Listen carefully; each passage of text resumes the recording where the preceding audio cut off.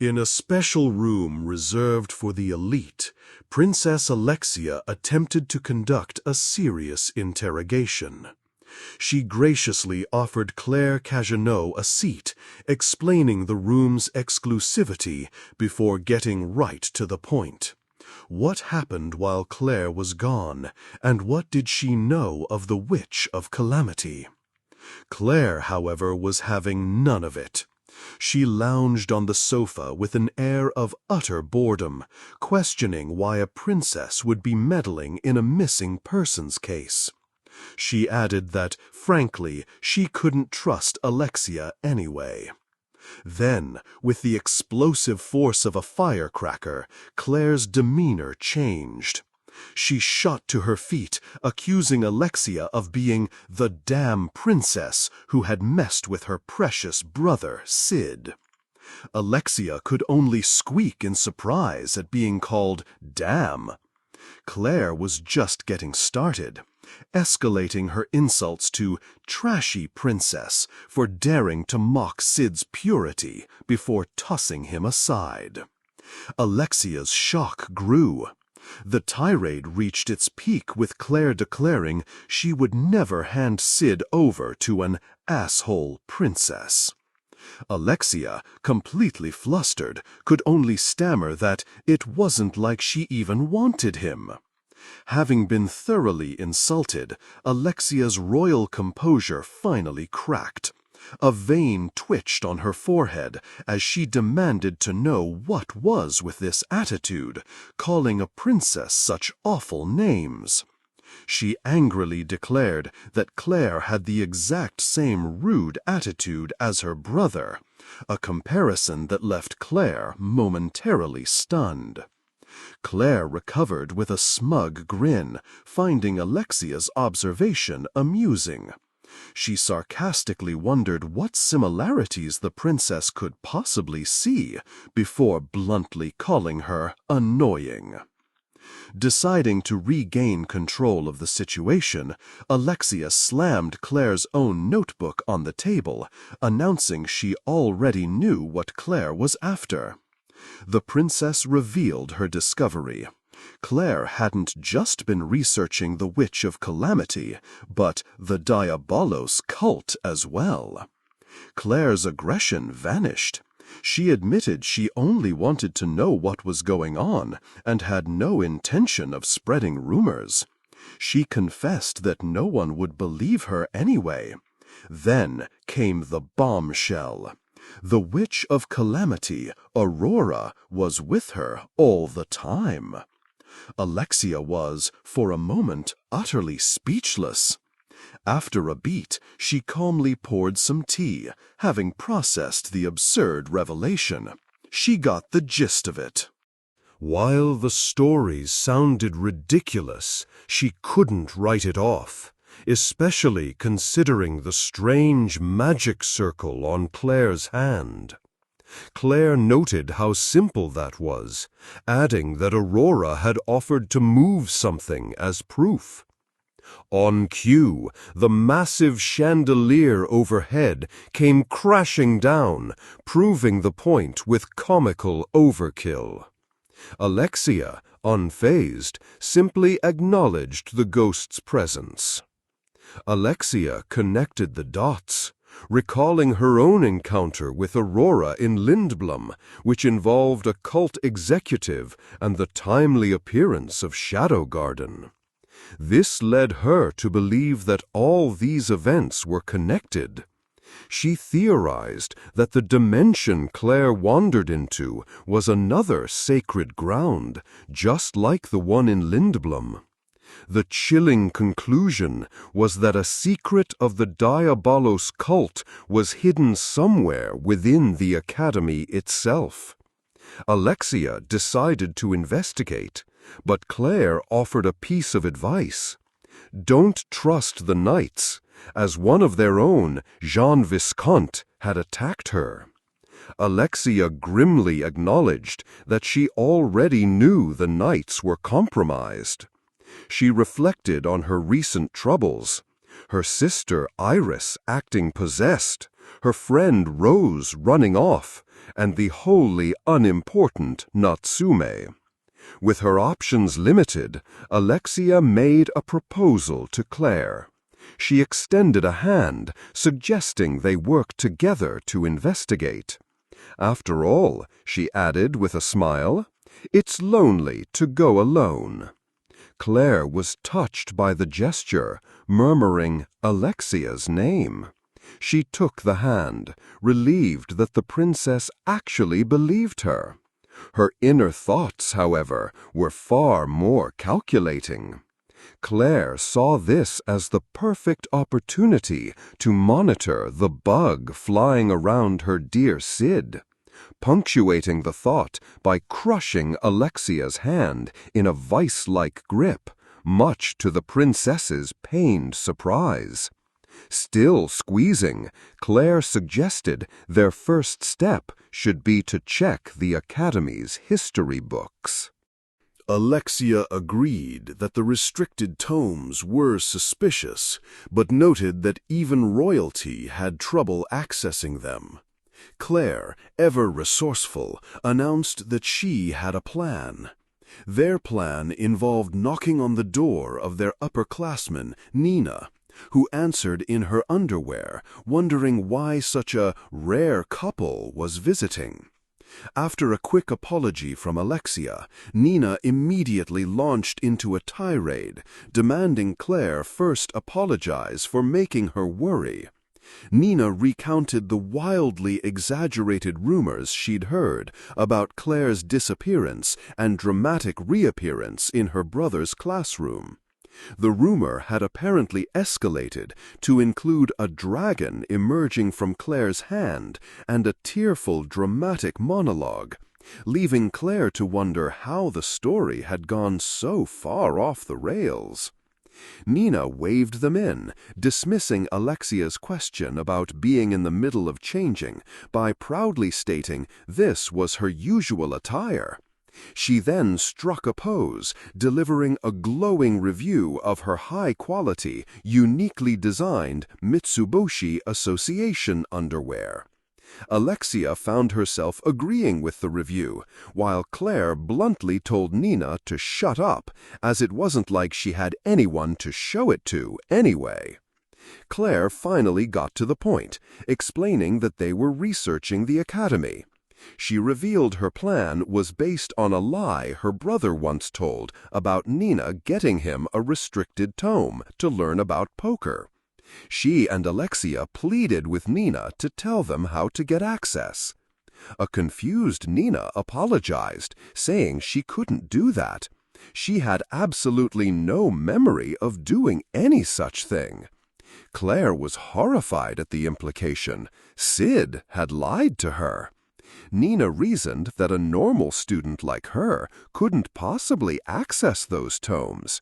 She suggested Cid was probably just covering up a gambling habit.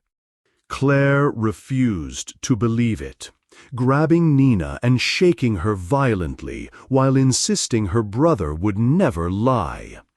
Yet a montage of Cid's past unreliable behavior flashed through her mind, and the terrible truth began to sink in. Her denial crumbled into despair. Her stupid brother had lied to her again. Despair then twisted into a terrifying, manic rage. She vowed she would not forgive him this time, and would not stop until he cried and begged for her forgiveness. She stormed out, leaving a bewildered Nina to comment on her impressive, dark smile. As the door closed, Nina mused that Claire was fixated on her brother as usual. In her reflection, her eyes glowed, and she decided it was time for her to make her move.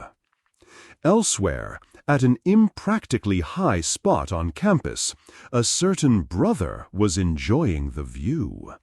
Claire Kagenou sat on a rooftop, thinking to himself that the moonlight was beautiful, and that grinning in such a situation was the epitome of cool.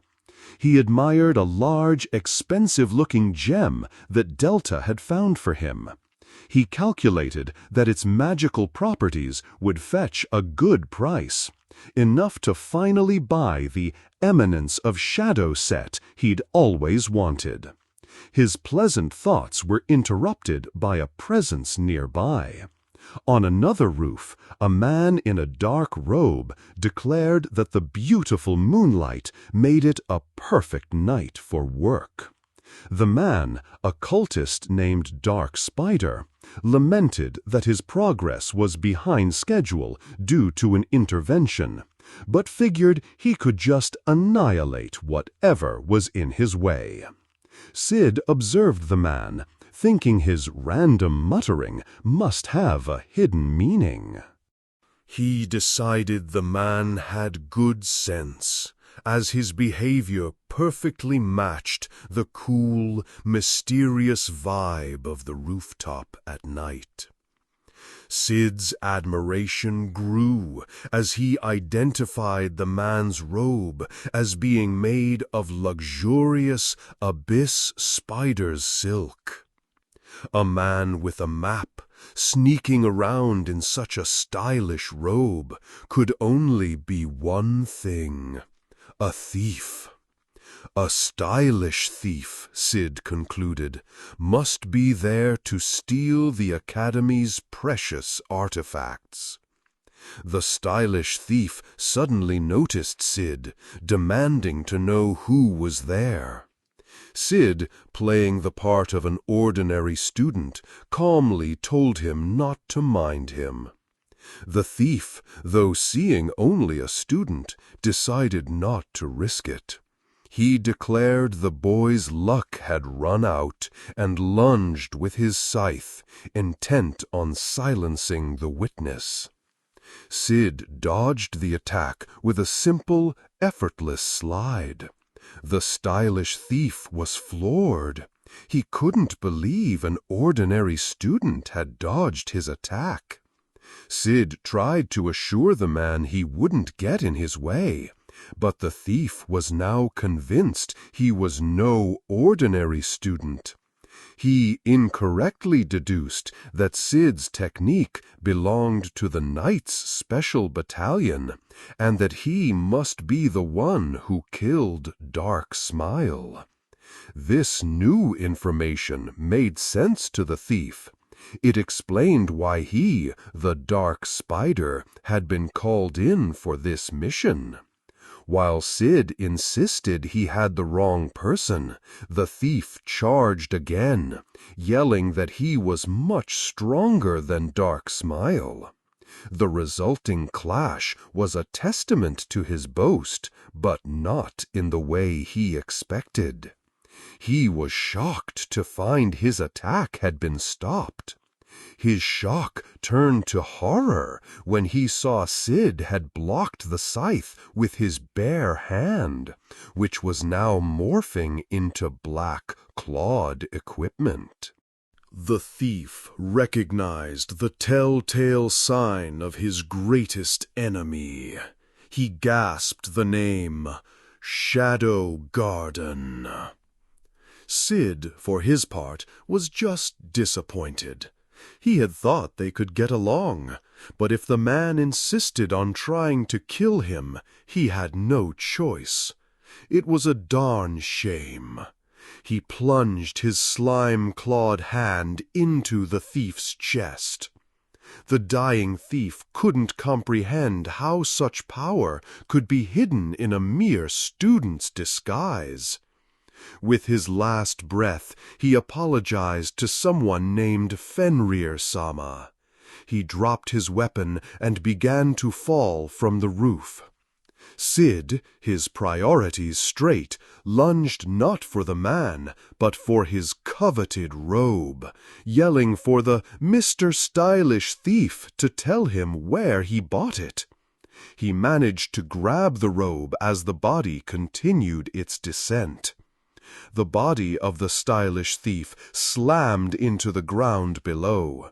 Sid noted that the man appeared to have been impaled, a minor detail. The important thing was that he got the robe in the end. He briefly thought he saw a wisp of white fog, but dismissed it as his imagination. In a hidden cult laboratory, a subordinate reported to his superior, Ryu. He complained that their experiments were inefficient due to low-quality vessels and a lack of possessed subjects. He cursed the procurement battalion for their failures. Ryu was fretting over their lack of progress when a voice called his name. The voice, belonging to their leader, Fenrir, asked for a status report. Ryu nervously explained that Shadow Garden was once again interfering. He reported that Dark Smile had been killed by an opponent he believed to be the unseen seventh shadow, Zeta. Fenrir mused that Zeta was known for stealth, not combat, which made the report surprising. Ryu, attempting to sound confident, told his master not to worry. Fenrir reminded him that he had already sent Dark Spider, one of their best, to the academy. Just as Ryu was boasting that this would solve their problems, the subordinate delivered more bad news. Dark Spider was also dead. The subordinate explained that he hadn't seen the killer, only the corpse with its heart impaled. Fenrir dryly asked what was causing the delay now. The subordinate could only sweat and remark on how fast Shadow Garden works. He added that Shadow Garden had likely discovered the dormant ruin near the academy and would soon be upon them. Fenrir decided it was time for Ryu to go into the field, having already prepared a position for him at the academy. Ryu protested, terrified, citing his lack of combat skills. A blast of power from the unseen Fenrir cut his protests short.